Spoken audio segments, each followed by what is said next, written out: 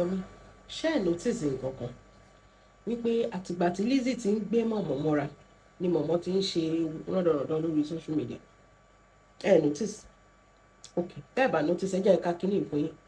This is from Lizzy. Lizzy sọ pé lot of people don't even know that Esabod is my original mother-in-law and I don't joke with her at all.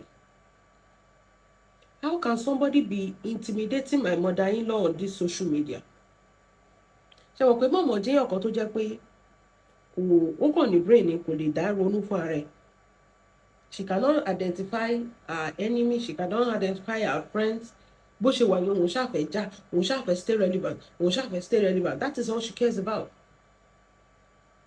Since when Lizzy posted something like this or said something like this, láti bá ẹni mọ̀mọ́ ti ń ṣe kátikàti. To her báyìí, to her kò mọ̀ pé wọ́n manipulate òun ni. In her, in her dainty mind, she thought, àwọn tó ń sọ̀rọ̀ yìí, Lizzy like òun. Lizzy kàn fẹ́ kó yà jẹ ẹni mọ̀mọ́. Ó fẹ́ fi ìyà jẹ sórí ìyà ẹ̀sìn tó máa ṣe lórí social media yìí. Àjù ti dọjọ́ Pentecost lọ. Ẹ̀sìn tí Lizzy máa fi ẹ ṣe ṣé wọ́n pé Lizzy ọ̀dọ̀ Lizzy forgiveness is a sin. Gbogbo nǹkan tó ń kọ yìí kì í ṣe kó nífẹ̀ẹ́ o. Kì í ṣe kó nífẹ̀ẹ́ o. Forgiveness is a sin ní lọ́dọ̀ Lizzy.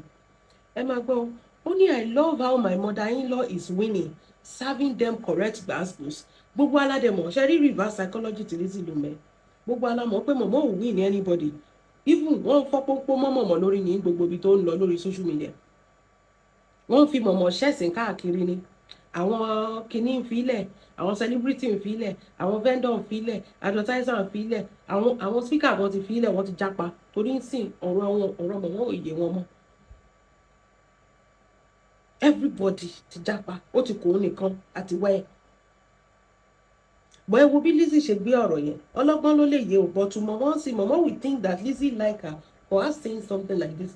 Ẹ máa gbọ́ ó ní I love how my mother-in-law is winning. She knows that mọ̀mọ́ is not winning, but she have to say that to feed her ego so that she will continue the run and she will keep exposing the things she's not supposed to say. Who is going to tell mọ̀mọ́ that this is what they call manipulation? You are being manipulated without you knowing. Sharing education is not a scam. Try and go to school. Benny, try and go to school. To her by she thought, Lizzy like òun. Ẹ rí pé látìgbà tí Lizzy ti sọ kíní ni mọ̀mọ́ ti bẹ́ jáde tó ti bẹ̀rẹ̀ sí ṣe kíní tó ti bẹ̀rẹ̀ sí káàbò tó wòrò lórí social media. Nǹkan tí ò yẹ kó tú ó ti ń fẹ́ ní tútùkùtù. Ẹ rí pé ewu ń bẹ lóko lóńgẹ́ fún ara ẹ̀ gangan ewu ni. This is ìbílẹ̀ tí ò ní any issue pẹ̀lú mọ̀mọ́ o ni mọ̀mọ́ wá ń parọ́ mọ́ tó ń ra àràbù fún yìí. Ẹ wá wo àwọn èèyàn tó ti sọ̀rọ̀ sí mọ̀mọ́ lọ́wọ́. Mo mọ̀ pé ọ̀rọ̀ Ìyábọ̀ ni Lizzy fi ń tọ pinpin tó fi ń ti mọ̀mọ́ tó fi máa tì ya yín wọnú náà orí social media yìí láwọn. Ṣé rí gbogbo ọ̀rọ̀ ìbílẹ̀ yẹn ìbílẹ̀ àti Lizzy wọ́n ti ṣe kéèsì wọ́n ti settle ẹ̀ but kéèsì tó ṣì wà nílẹ̀ báyìí kéèsì mọ̀mọ́ kéèsì Ìyábọ̀ àti Lizzy ni. So Lizzy is single-handedly pushing mọ̀mọ́ to start revealing the things that òun àti Ìyábọ̀ ti sọ ń kọ̀kọ̀. If you know, you know. Lizzy is pushing this woman. Ṣé ẹ ní fún nǹkan mọ́ ya yín lórí kó lọ ṣe kí ni kó wọ kó máa ń sìn. Ṣé mo kó jẹ́ kéèyàn kan wọ kó máa because she's mouthing off. She's mouthing off. Ẹ máa gbọ́. I really thank God I don't have any mumu or the mother-in-law. Ṣé rẹ́ sà Ọlọ́run ẹ wo scam ayé mi ò mọ́ ẹ bá tẹ̀ rọ́jú kẹ́kàwé. Ó ní òun ò ní ìyá ọ̀dẹ̀ nísìnyí Lizzy ṣe wà á rí bọ́ òun ò ní ìyá ọ̀dẹ̀ òun ò ní mother-in-law ọ̀dẹ̀. Ṣé rí bó ṣe ń fi ẹ̀sà ó ń kájọ mọ̀mọ́ ó gbé Ọlọ́run ẹ wo wọ́n wá gbé mọ̀mọ́ yín sórí tissue paper as a veteran kìíní mọ̀mọ́ as a veteran blogger ẹ wo ọpọlọ tọmọ yìí lò fún Ọlọ́run nǹkan ti ṣe yín o ẹ̀yin ọmọ ewúrẹ́ nǹkan ẹ̀yin nìkan náà ló lè rí mú mọ̀mọ́ ẹ̀yin nìkan ni kò sẹ́nibọ́dì tó lè succumb fún Lizzy bẹ́ẹ̀ ṣe succumb fún Lizzy ẹ̀yin nìkan ló lè rí mú ó dẹ̀ ń play yín ni ó ń play yín like a game like a chess bẹ́ẹ̀ ni she's playing chess you are playing checkers Lizzy is manipulating you off and you are falling Ọlọ́run mọ̀mọ́ yìí ó máa yọ̀dẹ̀ o. Ó lóun ò ní ìyá ọ̀dẹ̀. Ó ní my own mother-in-law lives in Dublin. Where is your own mother-in-law living? Banga. Allah.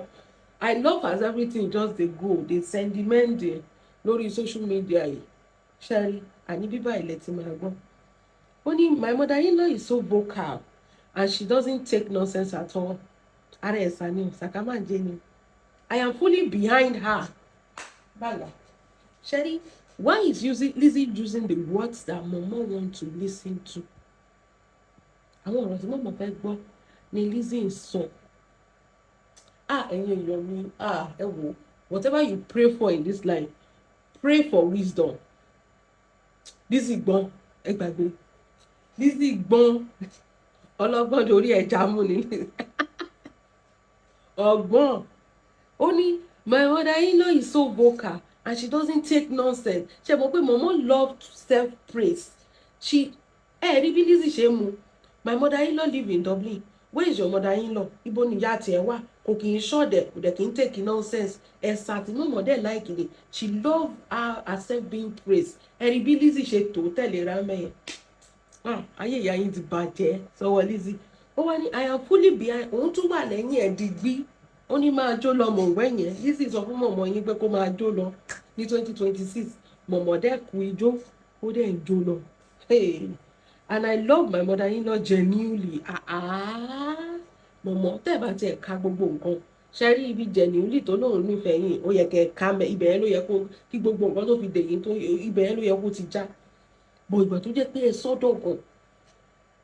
Ó ní and I love you. Ṣé Lizzy lè nífẹ̀ẹ́ yín tẹ́ máa fi kú? Gbogbo èèyàn gan ló wèrè gan mọ̀. Ẹ wo bó ṣe ń kàjọ yín tó ń kó fún yín tí yín ń dùn. Láti ìgbà tẹ́ ti gbọ́ kíní báyìí lẹ ti ń ṣe wọ́n ràn. Ó ní I am truly behind her. Mo tó lọ mọ̀ wẹ́ ìyẹn nìyẹn Momo. Ó ní and I love my mother-in-law genuinely. From Lizzy to Esabod. Ẹ jọ̀ọ́, what does that tell you? Ẹ wá wo nǹkan tí Momo wá ń ṣe ní èní kẹ́ compare gbogbo ẹ̀ pẹ̀lú gbogbo nǹkan tí Momo ti ṣe. Ẹ wo bí Lizzy, àṣẹ Lizzy ló wà lẹ́yìn kínní. Wọ́n ní kòkòrò tó ń jẹ̀fọ́ Momo, ìdí ẹ̀fọ́ Momo ló ń ró. Lizzy ló ń jẹ̀fọ́ Momo. Social media kì í ṣe ìbílẹ̀ ló ṣe. Lizzy ló ń ṣe kínní, ló ń jẹ̀fọ́ Momo, bọ̀ kò ṣe é síta ni. Lizzy ló push Momo kó máa dán gbogbo nǹkan tó ń dánwò èkó kó tó máa dánwò.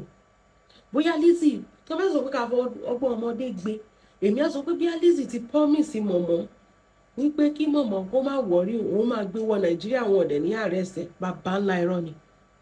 Momo tó bá tún yín mọ́lẹ̀ ẹ̀jára yín o. Lizzy ti lè máa promise Momo ṣé wọn pé nǹkan ẹyọ kan tí Momo ò lè ṣe ni pé kó wọ Nàìjíríà. Lizzy ti lè máa promise Momo pé Momo ẹ má wọrí màá gbé yín wọlé Momo dísù. Momo set up ni. Ẹ má gbọ́ ṣé mo pé sọ́dọ̀ gan. Tẹ́ bá ti lè wọ Nàìjíríà kò sẹ́nibọ̀dì tó lè gbé yín wọlé ẹ̀wọ̀n ni straight kirikiri ni. Momo ẹni tó bá gbọ́ sìn torí adití la ṣe ń sọ létí ọmọ ẹ̀ ẹ̀yin ewúrẹ́ ṣé mo pé tí yín di ẹ lọ sọ fún ìyá yín gbogbo chain tí Lizzy bá fi dè ya yín mọ́lẹ̀ ibikíbi tó bá dé ẹlẹ́dẹ̀ ẹ̀ mọ̀ kí Momo jára ẹ̀. Lizzy mọ nǹkan tó ń ṣe. This is a master gamer ni Lizzy. Kò sí nǹkan tó gbọ́dọ̀ sọ fún yín tẹ́ gbọ́dọ̀ trust. Èmi ò sọ tèmi torí tẹ́ bá máa ṣorí burúkú ẹ lè wá máa sunkún lórí social media pé ẹlẹ́yà tẹ́ mú sọ fún yín gbogbo nǹkan tí Lizzy bá promise yín kó fẹ́ ṣe it's a lie ẹ jápa. Lizzy is not going to do anything for you. Tẹ́ bá wọ Naija lẹ́nìí ẹ̀wọ̀n ni kì í ṣe pé kínní bẹ́ẹ̀ ṣe wọlé báyìí lọ ṣe ń gbé yín from airport to Kirikiri straight. Àbí Kuje ni ẹ̀yin lẹ máa sunkún jẹ́nsìn ẹ̀yin lẹ máa. Okay, moving on. Ẹ máa gbọ́ o. Even the hater ẹ̀yin èèyàn mi even the hater ẹ wo nǹkan tí àwọn haters. Hater said this is from Layo. Layo said anybody that give advert to Momo going forward must be mad and ready to lose it all. Báwo ṣé àwọn pé tíìmù Lizzy ní Layo wá tíìmù Àbíkẹ́ ní Layo wá ẹ digest kìíní ó ní anybody that give advert to Momo going forward must be mad. O ti gbọ́dọ̀ ṣe èrè. If you contract tó bá sign pẹ̀lú mọ̀mọ́ bó wá ṣe ń end yẹn rọra japa marry me when anything because she's coming for you. Tó bá tún sign another one next year ó kàn sún ọjọ́ ìyá ẹ̀ síwájú ni. Nísìnyí tí gbogbo ẹ̀ kúkú ti fọ́ lójú. Everybody should japa. This woman is on self-destruct and she can destroy anybody. She's on self-destruct. Àkọ́kọ́ rò pé eré là ń pe kíní àmọ́ pé kíní ó wá ìdílé lọ. MHM did not do anything. In fact, MHM was supporting her playing her show. She had an issue with that. She dragged MHM. Ibile did not do anything unprovoked. Ibile is not a fracas speaker. It's not a speaker. It's not a content creator. He's a businessman that just came to advertise. Only mama ṣe gbogbo eléyìí fún. So tó bá wọn orí tiẹ̀ wá fẹ́ burú orí ẹ̀ fẹ́ gbàbọ̀dé ìwọ gbé advert lọ. Ṣẹ́rí ń sìn ọ̀rọ̀ Lizzy tó ń sọ láti ọjọ́ ìgbọ̀n ṣé kò wá ṣe ń sìn. Mọ̀mọ́ sọ̀rọ̀ Lizzy ò wá ṣe mọ́ṣẹ́ dà yín lára. Wípé káwọn èèyàn má polówó lọ́dọ̀ yín bẹ́ẹ̀ ń bá tèèyàn jẹ ni. Wọ́n wá rẹ léyìí o mọ̀mọ́. Ṣé ọ̀rọ̀ Lizzy ò ṣẹ mọ́ yín lára mọ̀mọ́ Ajóbíewé? Moving on. Àti ẹ̀ ní ṣe kíní o. Kò sí pé kò tiẹ̀ sí kíní eléyìí tá a wà yìí. Aṣẹ́wó blog said the most trap out of Esa Abatenij's customer pé èèyàn tó trap jù is Farida. Àǹtí mi, hey, Ọlọ́run, àánú ẹ̀ ló máa ṣe mí jù o. Ọlọ́run, àánú tiẹ̀ ló tiẹ̀ máa ṣe mí jù. Because life don show you shege. Third Mainland Bridge don show you shege. I don't want this crazy son of a bitch to come again and come at you. Only the most trapped person lọ́dọ̀ Esa Bingo, Esa Bandits is house of Farida. Ọmọ lọ́mọ.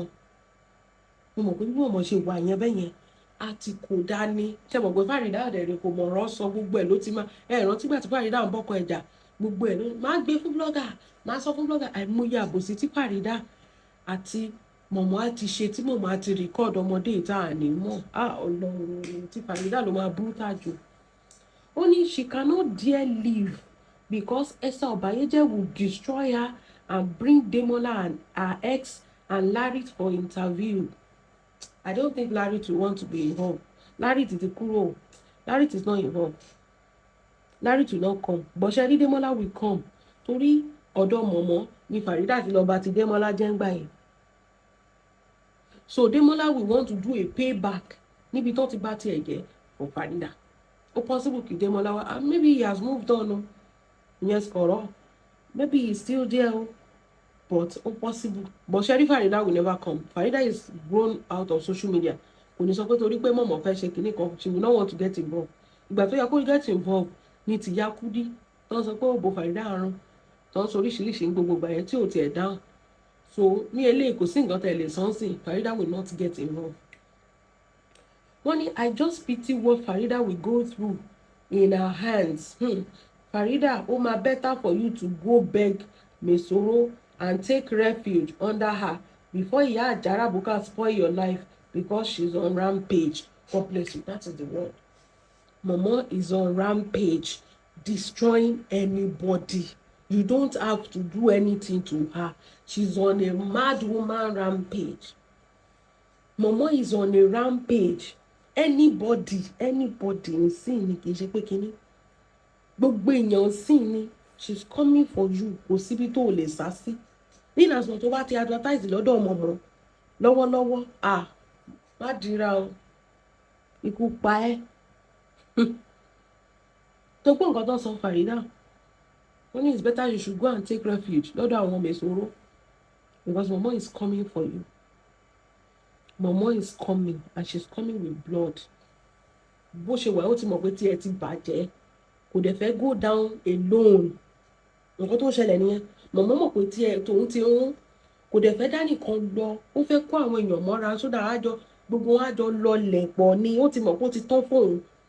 Ó dàbẹ̀ ni pé ó ti fẹ́ kú bí Momo ṣe ń ṣe ni. Ó dàbẹ̀ wọ́n ti sọ fún pé o ò ní pẹ́ kú.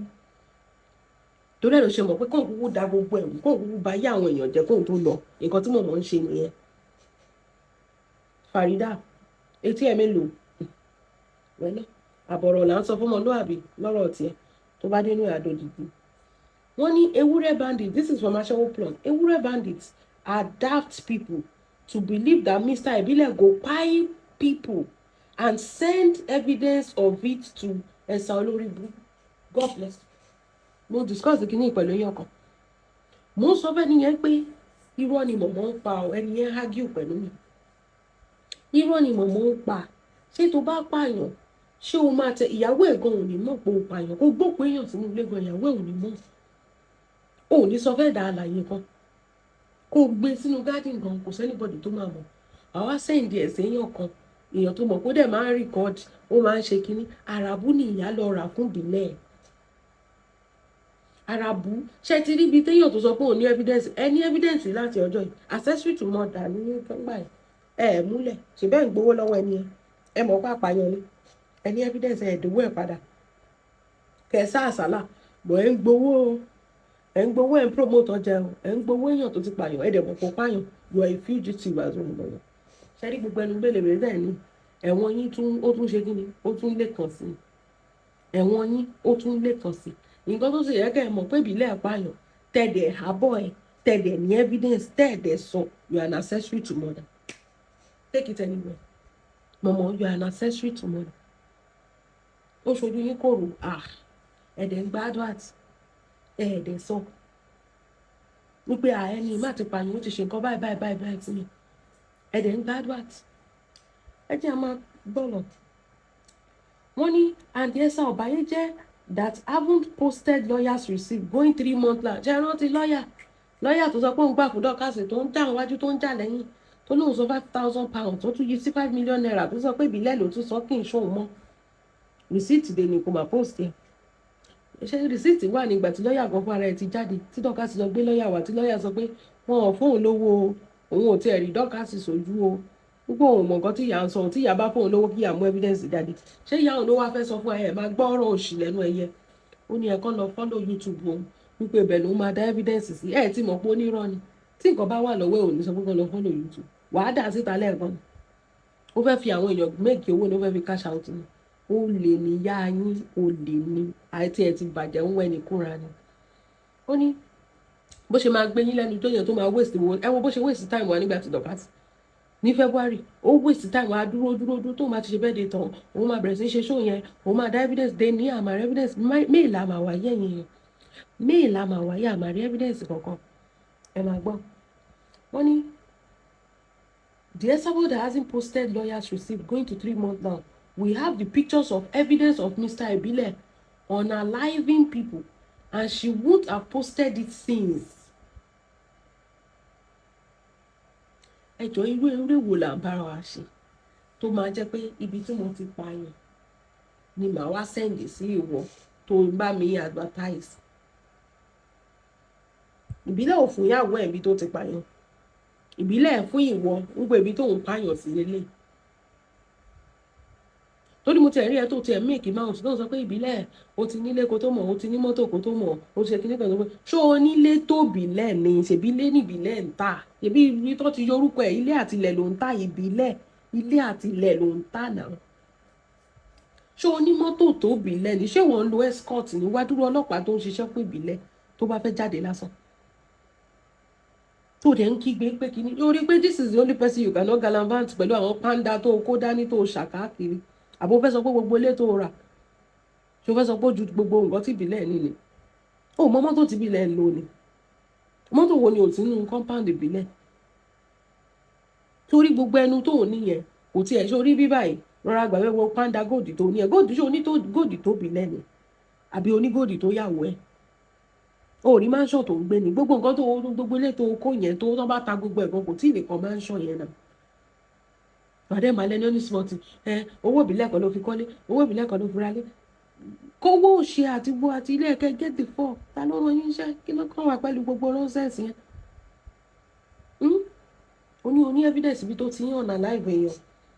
Ìwọ ló máa wá send ẹ̀ sí. Ó ní you guys are just daft.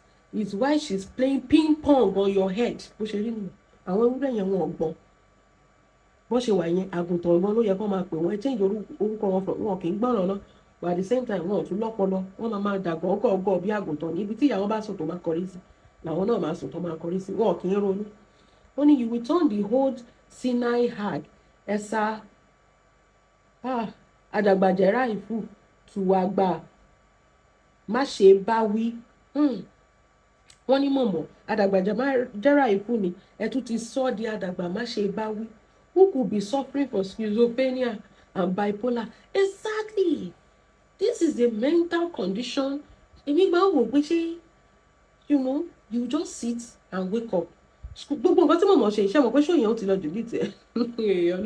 Dáadé orí social media ilẹ̀ ti máa gbọ́ ṣe mọ̀ pé ṣó yẹn ìyá yín ti lọ delete ẹ̀. Because she know that she has overstepped her boundary, she has done things she's not supposed to do on that show. Ó ti sọ̀rọ̀ jù òun náà mọ̀ ṣó tó ṣe fún Ìyábọ̀ Ògbà yẹn bó ṣe lọ gbé pamọ́ nìyẹn.